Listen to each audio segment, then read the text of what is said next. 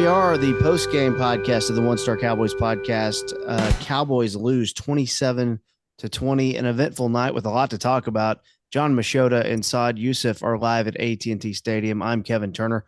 Jon, let's start with you, dude. I was thinking in the middle of the fourth quarter there, the story of the game might just be that, this Overshown injury is really bad, and that's the headline. And then, my God, I don't know how you and Saad are going to divvy all this up, because you have the punt block and the Warrior thing. And so, yeah, what are you thinking? So going to your point of, like, we always, with Saad and I sit next to each other, we're always talking over story things as early as sometimes the second quarter. And so early in the second half, I started thinking that, hey, I'm going to write about how if they lose, that Micah Parsons needed to do more. Because in the first half, Micah Parsons didn't have a sack. He didn't have a QB hit. He didn't even have a tackle. And I'm like, this is not a good offensive line that Cincinnati has. Joe Burrow is not that mobile of a quarterback. He's a guy that I think they came into this game with, I think they gave up 30 sacks. So in 12 games or something around there. So, I mean, it's still 2 sacks a game. And he goes through the whole first half. Burrow isn't sacked once. So in the back of my mind, I'm thinking, okay, like, this is the game where, like even Micah said last week, he's got to be the one that shows up here. He's got to be the one that wrecks this game. And it wasn't really happening. But then he made plays in that third and fourth quarter, whether it be drawing holding calls, whether it be quarterback hits. Like, he had a nice quarterback hit on Burrow that I think it was 2 or 3 plays later is when Burrow threw the interception, and Burrow doesn't throw a lot of picks. So I was like, you can't put this thing on Micah. And then it sealed it for me when they got off the field with 2 minutes to go. I'm like, they're about to hold the Bengals offense to 20 points. You can't blame anything on the defense about this. The defense did their job. And then the Warrior play happens. And I felt the same way. That's what I wrote for the blog post that goes up right up after the game. I was like, you still can't put this thing on the defense. I get it. They gave up to 50 yards, whatever. If they don't give that up, they give up 2 first downs and they give up a game-winning field goal anyway. So it's like, I don't put that on the defense. I thought the defense did their job.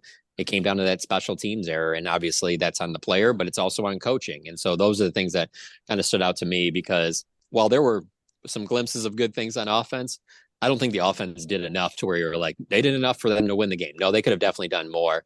And to your point, like I saw you tweeting a little bit, KT, and I saw some others mention it too.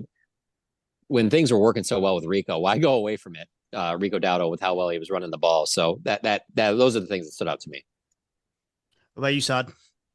Yeah, I mean, let's just pick off right there. I mean, Rico averaged, what was it, 7.3 yards a carry or something like that, 7.1. That late fourth quarter, or not late, mid to late fourth quarter, 6 minutes left. You get the ball back. Rico pops off a 14-yard run. After that, incomplete punt. That was the final sequence the Cowboys had on offense before they were trailing 27-20. So I don't understand how you go away from Rico in that situation. To me, that was, aside from everything that Jon already mentioned, that is something that just was a huge head scratcher for me. And then, aside from that, I will say, man, like, the mood today was really weird in the locker room. Like, it was just a very weird post-game mood.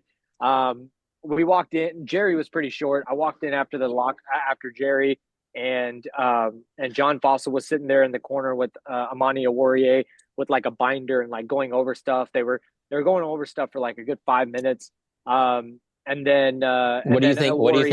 What do you think you had to go over on that? I know, right? Yeah. The rule? Honestly, I was kind of surprised that it was like a binder and not like a tablet. That's what's funny about it, because you said the binder. I'm sorry. A lot of people listening to this are not going to hear us laughing. Continue. My bad. Yeah, but then like Fossil starts to like walk off, and I tried to catch him real quick, but a staffer said that he had to go to a meeting, and like, so he went there, but then like Mike McCarthy took forever to get to the podium. And so that was like a weird thing. And then in the locker room while McCarthy was going, a few of us reporters were just like standing around a Warrior at a distance, waiting for him to get dressed and talk to him. And then CJ Goodwin, who's one of the nicest guys on the team and a great dude, was absolutely putting his foot down, was like, nobody is talking to a Warrior tonight. And then Jordan Lewis kind of got in on that, and another player as well. But yeah. So did you forget his name? Oh, did you forget his name? Sorry, go on. Yeah, another player did. But anyway, so It was a very weird. And Micah was like emotional and like crying about Overshown's injury. Mm-hmm. Just a very like weird mood in the locker room. And I said this to Saad after the game. The John Fossil is the nicest human being. Like literally, like there might be people that are as nice as him, but there's nobody nicer than John Fossil. And so when I came in the locker room after Jerry was available and Saad told me that, I was surprised that obviously a staffer got involved because if they don't, Fossil would love to talk in that situation, probably take blame for it, even though he's not the one out there fielding it. And Warrior has played in the league. I mean, he's been on the Lions before. He's not a rookie. He's been on their practice squad and stuff like that. He made some plays earlier in the year and stuff like that. So hey, he's still a professional athlete. I mean, I totally get him not wanting to talk, but I also think that somebody should talk. If it's not going to be him, maybe it's Fossil. It's the play that decided the game. So I understand people will think like, well, who cares, whatever. And I get that for high school or college, whatever. But professional athletes, Dallas Cowboys, like it's the game-changing play in a season that you really needed to go perfectly to have a chance to make the playoffs. And then you did everything on defense to get off the field against an extremely, extremely dangerous offense. That's the key here. It's like I was complaining too far probably to Saad before the game. People are hearing sick of me saying this, but it like goes back to the whole Lions thing against the Packers. Like I get so annoyed with people talking about like fourth down decisions when it's like, yeah, the Lions are loaded on offense. It's not the same when somebody else decides to do it. And it's the same deal here. Like you give the ball back to anybody, you're giving them second life. I totally get it. But you give it back to Joe Burrow and Jamar Chase, and they need to get like, I don't know, 20 yards so that the kicker that's dating one of the Cowboys cheerleaders can come on and be the hero of the day. Like, I mean, this thing's pre-written. We don't even need to have the defense go back on the field. Yeah, it's wild. Ari Warrior, also a college teammate of Micah Parsons as well. That's right. So I don't know, but Micah, the visible reaction from him on the TV was pretty crazy, and then him walking straight to the sideline. But you really don't see players emote like that. But I know there's a lot going on there. And sort of the Overshown thing was like, okay, I almost quit caring about the game for about, 3 minutes. And then the game just heated up to where I was like, okay, because I was sitting there going, oh no, if Overshown's out, then what does that mean? And how much is he going to miss next year? And that's way too early, I know, but I know the early reports are that it doesn't look good. But I was also just thinking about where did CeeDee Lamb go in the second half? Yeah. And look, it's not like there was a million possessions for each team, but there were some empty possessions there in the final 10 minutes of the game for the Cowboys where you just go, what? How? And it also makes you go, do we need to do the Cooper Rush thing again? Which is an unfair topic to have right after the game, but this is our hot take episode. So there you go. Yeah. I will say that I really got the feeling that, especially playing at home and running the ball as well as they were and keeping the game close late, that's really such a missed opportunity. You blocked the punt, all of that. Like you had so much going your way. You should have won this game, and to find a way to lose it the way that they did, that's a tough one to swallow. That will not be we just got over it. It's 24-hour rule. Like it's going to be tough to get past that. Yeah. And also real quick on Cooper Rush. I mean, I know they lost and whatever. Look, maybe, KT, you mentioned hot take. Maybe this is a hot take, but I think Cooper Rush is a top 10 backup quarterback in the NFL. Sure. Like Jerry Jones said today after the game, I know we don't like to listen to Jerry too much and all that stuff. He said Cooper did enough to win the game. And I agree with that because think about like we can be all like, hindsight all we want, but is it so out of the realm of possibility that a Warrior doesn't touch that? You're basically already in Aubrey range. And the Cowboys win 23-20, like what is the narrative now, right? I mean, Cooper Rush had a really bad mistake in the red zone through that interception, bad mistake. Other than that, he played well enough to win, especially accompanied with that running game and the defense playing. That's a quarterback's best friend is a good defense and a running game. It's not his fault necessarily that they went away from the running game and then the special teams mistake. So I thought Cooper Rush did a fine job. He's a backup quarterback. I'm not saying he's a top 10 quarterback in the league. You need to have a lot going around him for him to be successful, but I thought he was good enough today. No, I think you're right. And I think they ended up playing a style of game that they needed to play to win that game and have some long drives and things like that. And the defense was fine. Like overall, fine. Now, Jamar Chase could get anything he wants, but we're talking about relative to what this team looked like in September and October, I think, when we have these conversations, right? Because we are talking about teams that absolute garbage. And then you start going, okay, well, the improvements are here. Now, Jamar Chase going off, okay, that happened, but you can. It's just not hard to go. Okay, if you get all your guys back, and then this combination of Overshown and Parsons together, you can build something on this defense. It's not hard to see that, and then just to lose it though like that is just so devastating. This is a knockout blow to the season, dude. This really is.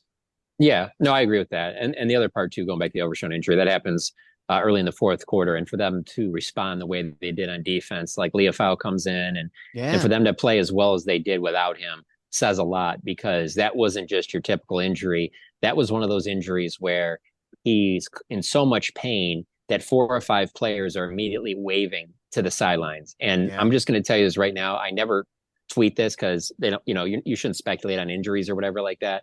But there are 2 telltale signs that are so bad with injuries. One is when they give you the update right away in the press box or on TV that the player's already been ruled out. That's never good. I can't even think of a time when they were like, yeah, no, he's immediately ruled out. And then the person's like, yeah, no, he can play next week. That's never a good sign. And the other one was just when you have 4 or 5 players frantically waving to the sidelines.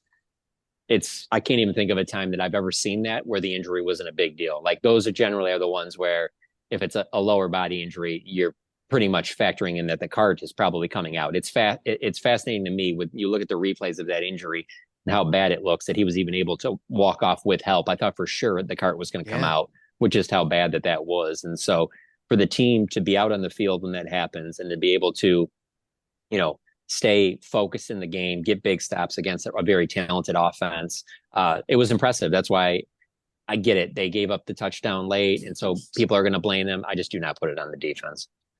Yeah, and also a third sign though that's really bad is when the player does get up with help and they don't go towards the sideline; they go straight for the locker room. I mean, that's never a good thing too. I mean, there's no medical tent, there's no nothing with that. It was just, that's really. So when they walk that way though, that is to go get the X-ray. So that's where that room is when they walk towards the end zone like that, as opposed to, because you can always go to the locker room right behind the bench. But when they walk to the one that goes all the way to the end of the end zones, that's because the X-ray room is over there. And so, generally that's not a good sign either. You know what drives me crazy about, all this team's 5-8 and Dak gets hurt and we've had all these conversations before, right? But it drives me nuts that there were so many things that happened in September and October that could have been done differently. There are things that have obviously the offseason. I don't even want to talk about that because it's too much to go into. But remember when we were having conversations about, I think this is week 2, Overshown's not playing a lot because, he's not in the personnel-based defense. They evaluated that Zeke was better than Rico Dowdle. They was just CeeDee Lamb not being on the same page with Dak coming out of the gate with those contracts.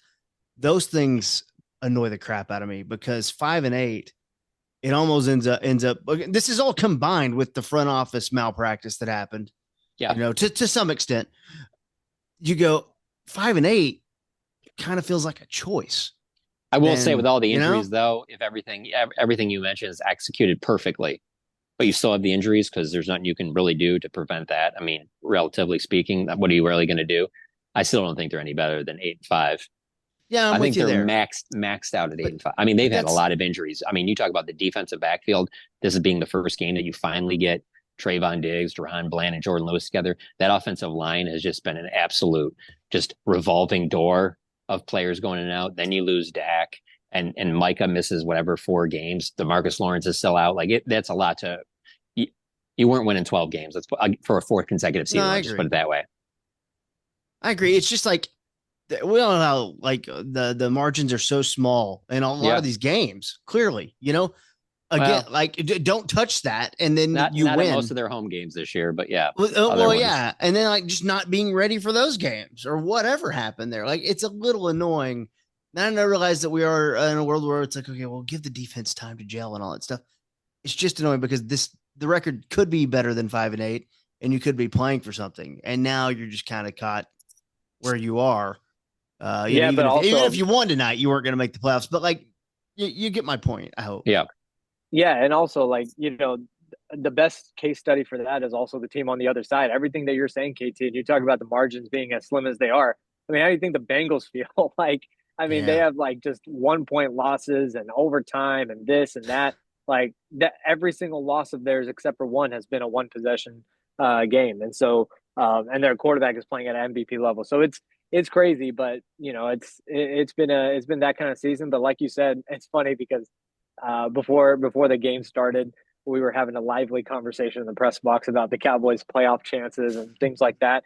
And if there was a path, but like today was the knockout blow. Like, I mean, mathematically, sure, they're still whatever, not eliminated, but the season's over now. So, Yeah. for sure. Yeah. Is there, one last thing, and then I'll let you guys have your final thoughts. Troy stirred the pot before the game, saying that, his comments or his interview with Brad Sham was on the Fan was basically that, he would be surprised if Mike McCarthy wasn't the head coach next year, and talked about candidates other than Bill Belichick. Mike's got a better resume than everyone else. There's been a lot of I think positive energy towards McCarthy. I went in 2 games. Micah and Dak get your back, all that stuff. Does this do anything to that? This next month clearly is going to be crucial because I don't throw around quitting at all. I don't like throwing that around, but seeing the fight of this team the last month will say a lot about Mike, right? No question about it. I think that's a big part of it.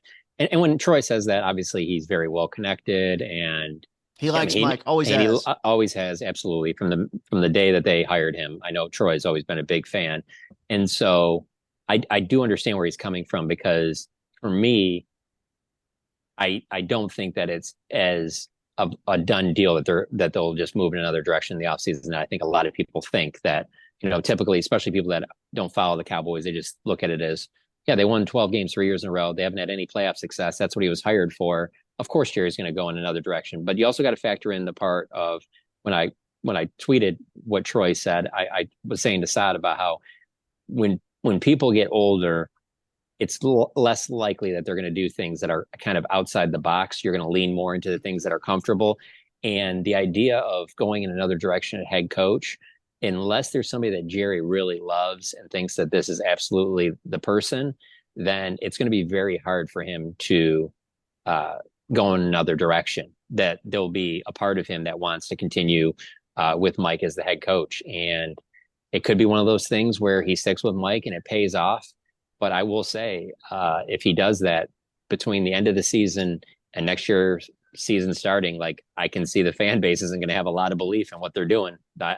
I don't think that they're going to be a big fan of that, and I don't know how much Jerry cares about that. But that is one of those things that you think about is would Jerry make a move just because apathy is setting in with the fan base? How much does that factor in? He's obviously a businessman. He's a great salesman, and so. But Troy saying that, I think he carries a lot of weight. He's very well connected. If he said that about the Saints head coaching job, I think it's interesting, just because of how connected he is. But to say it about the Cowboys like that, you have to give it some serious thought. That what he's saying. I'm sorry, it's a serious thought that what Troy is saying is not just some type of I'm just going to shoot from the hip and throw out a guess here. Yeah, no, I agree with that. And I think also when you talk about the apathy, man, Jerry's had a lot of different strategies. Like last year, he kept McCarthy and he made the all-in comments, and the whole offseason, it was kind of well, I mean, is it going to be the draft? Is it going to be free agency? I don't know what else he has left in his playbook to not let that apathy set in. But I will say, for Cooper Rush versus Drew Lock on Thanksgiving to get the numbers it did, I know there's apathy on the fan base in certain regards, in terms of we see it with the readership, we see it with team interest in general and all that.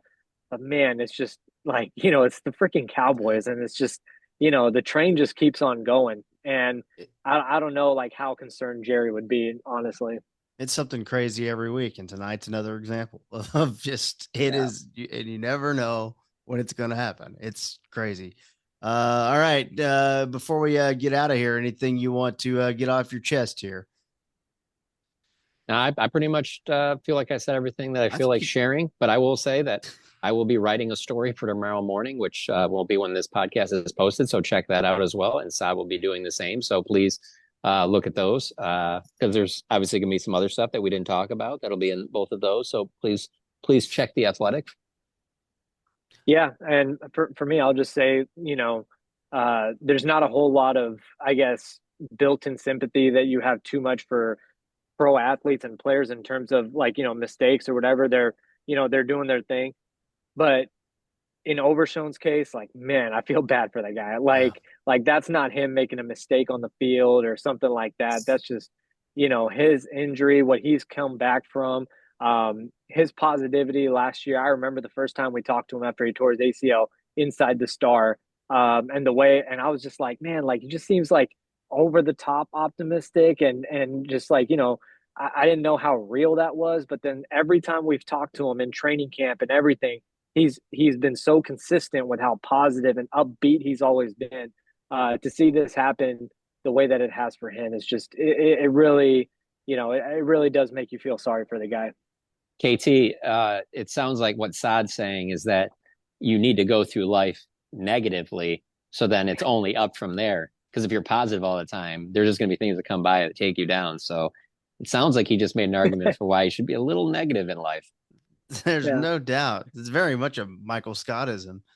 But he is right, though. He is right, though. I mean, I can't think of many guys that have worn a Cowboys uniform in my 14 years covering the team that are more positive than DeMarvion Overshown is. And yeah, I mean, I feel for anybody that gets any type of injury, but there are guys like that where you're just really like, man, this dude, can he catch a break? And conversation for another day, right? Clearly what's like the personal thing in him getting hurt, right? But also you can't help but go, okay, does this affect half of his season next year? Like that is a conversation that's very inappropriate to have now, but I'm not gonna lie, it did cross my mind. It crossed all of our minds. So no one get high and mighty. You all thought it. We'll get back together later in the week. We'll preview the Carolina Panthers with sharp teeth and claws. Make sure you're reading Saad. Make sure you're reading Jon. And they're going to have the good stuff for you. Thank you to all of you who participated in the Discord as well. Me and Jon safe. No money owed. Close call. I was nervous. Yeah, 27-20 is a little too common. Oof. A little 29 in there or something. So let me real quick. You know what I hate? When the first play of a quarter is an interception. I have one thing I just want to get on. When the first play of a quarter is an interception, like you had that 3 minutes to really cook something up. And we were working the 2-man game. And if you throw it to Ferguson, it's probably going to be OPI on CeeDee Lamb. But that one was an annoying one too. But it's important to remember things that happened in the first half. Okay. Got it off. I got it off. Got it off the chest. We're good. Follow Jon. I thought it was going to be a hot take about the Simpsons episode, but go on. Looking forward to catching up to some of that. I did see a clip of it. It was kind of funny, but I don't know. Homer had a nice ball to CD to kind of get the thing going this morning. Not this morning, tonight, this afternoon, this evening. Yeah, the story was that Homer fell asleep on his couch because he ate too many hot dogs and had a dream that he was coaching the Cowboys against the Bengals, and the quarterback of the Bengals was Bart. So Bart I'm pretty sure Homer threw the pass. I think he might have been player coach. They let him on the field. Yeah, it was. Oh, okay. It was. He's got an arm. Yeah, it was some weird rules there. They had Lucy running routes and stuff, and it was. I mean, Lisa. Sorry, it was Charlie. Come on, man, get with it. I was Charlie Browning for a minute. It's the Christmas season. Peanuts. Okay, there we go. We've done enough, guys. Thank you. Do your stuff, and then get some rest, and we'll connect later in the week. Saad and Jon. Beast. I'm just here. Well, we'll see y'all next time on the One Star Cowboys podcast. Thanks for listening, everyone, and we'll talk to you later in the week. At the One Star Post Game, it's a whole lot of fun with jokes and recaps. Once the match is done, from the field to the office, we're ready to go on the One Star Post Game Show.